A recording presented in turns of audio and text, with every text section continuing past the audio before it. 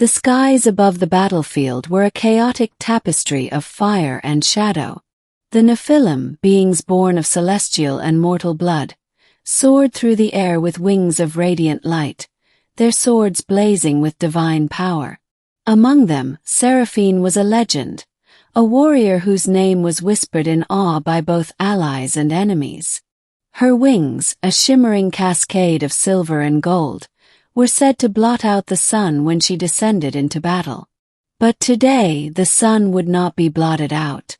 Today Seraphine would fall. The war between the Nephilim and the demonic hordes had raged for centuries, a conflict as old as the heavens themselves.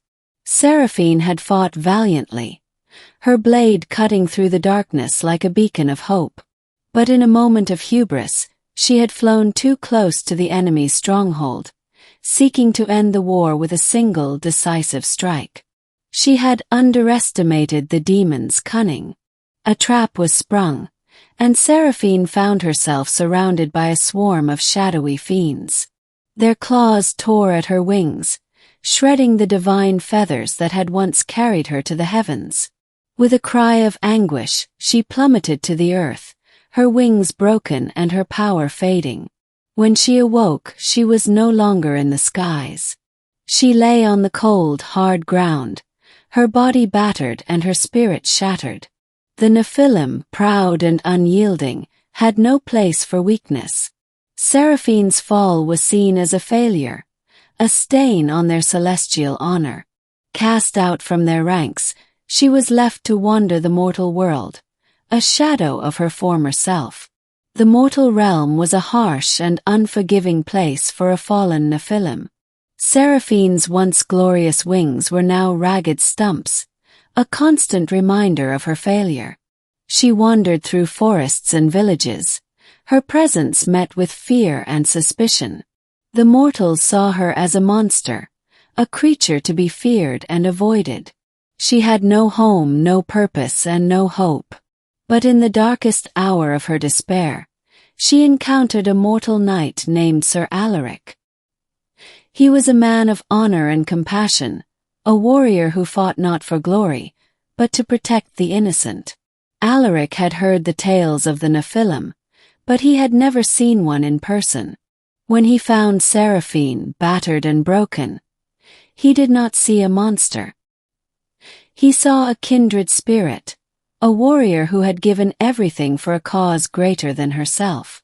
"You are not alone," Alaric said, his voice steady and kind. "I will not abandon you." Seraphine looked at him with eyes filled with pain and disbelief. "Why would you help me? I am nothing now. I have no wings, no power, no purpose." Alaric knelt beside her, his hand resting gently on her shoulder. "You are still a warrior, and warriors do not give up, no matter how far they fall." Together, Seraphine and Alaric began a journey of redemption and healing. Alaric taught Seraphine how to fight without her wings, how to rely on her strength and skill rather than her divine power. In return, Seraphine shared her knowledge of the enemy, helping Alaric prepare for the battles to come. Their bond grew stronger with each passing day, a testament to the resilience of the human spirit. But the war was far from over. The demons, emboldened by Seraphine's fall, had begun to spread their corruption across the mortal realm. Villages were destroyed, innocent lives were lost, and the skies grew darker with each passing day. Seraphine knew that she could not hide from her past forever. She had to face the demons once more, not as a Nephilim, but as a mortal warrior. Alaric stood by her side, his sword gleaming in the dim light. "We fight together," he said, his voice filled with determination. "No matter what happens, we face it as one." The final battle took place at the heart of the demonic stronghold, a place of darkness and despair. Seraphine and Alaric fought side by side, their movements perfectly synchronized. Seraphine's blade, though no longer imbued with divine power, was still a force to be reckoned with.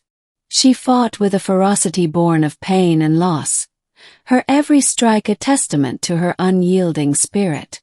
But the demons were relentless, their numbers seemingly endless.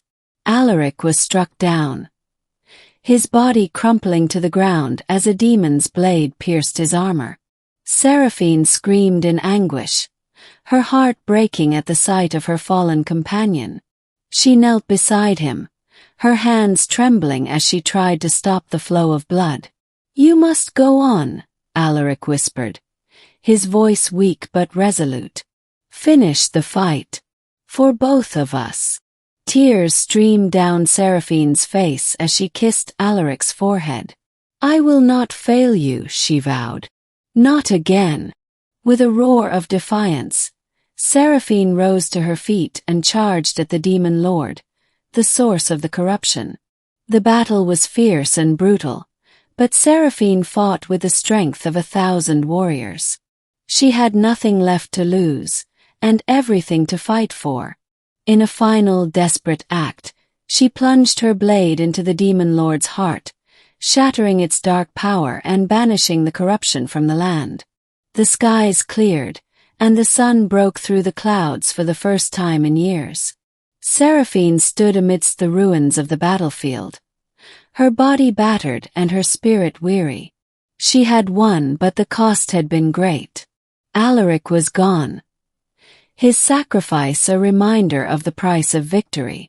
As she knelt beside his body, Seraphine felt a strange warmth spread through her chest. She looked down and saw a faint glow emanating from her heart. Slowly, painfully, her wings began to regrow, their feathers shimmering with a new, radiant light. The heavens had not abandoned her after all.